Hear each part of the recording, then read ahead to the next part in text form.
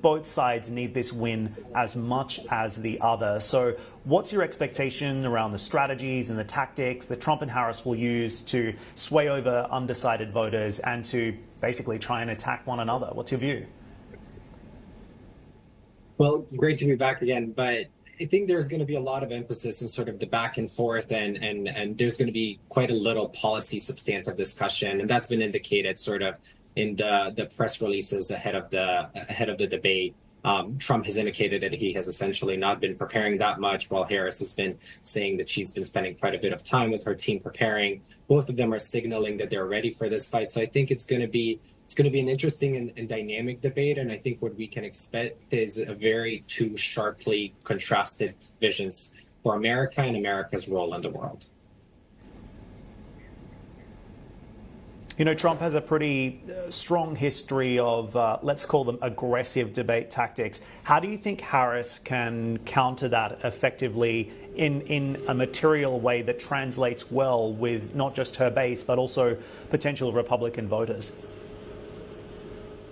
I think the vice president has proven herself in previous debates that she has quite a strong experience as a prosecutor, as someone who is quite used to public appearances, as well as debating her political opponents. So I think she's very much going to approach it in a way that she did in the courtroom, and I think that's exactly what we can expect from her appearance in the debate.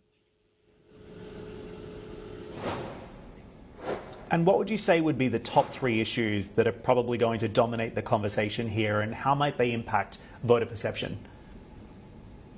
I think definitely one of the biggest issues is going to be the economy and the question whether the Biden-Harris administration has been able to bring the inflation down. I think there's going to be quite a bit of emphasis on that. The second biggest question is going to be migration. And of course, related to it, the third issue is going to be the foreign policy, primarily because Trump has been trying to characterize Vice President Harris as being in charge of the administration's migration policy, whether that be true or not. And then with regards to foreign policy, simply due to all of the geopolitical instabilities that we're facing, and the fact that Trump has been trying to put also quite a bit of pressure and responsibility on the current administration and the Vice President Harris on the current crisis that we find ourselves in. And I'm sure that Vice President is going to have a lot to say in terms of Trump's sort of affiliation and statements of support towards President Putin and North Korean leader,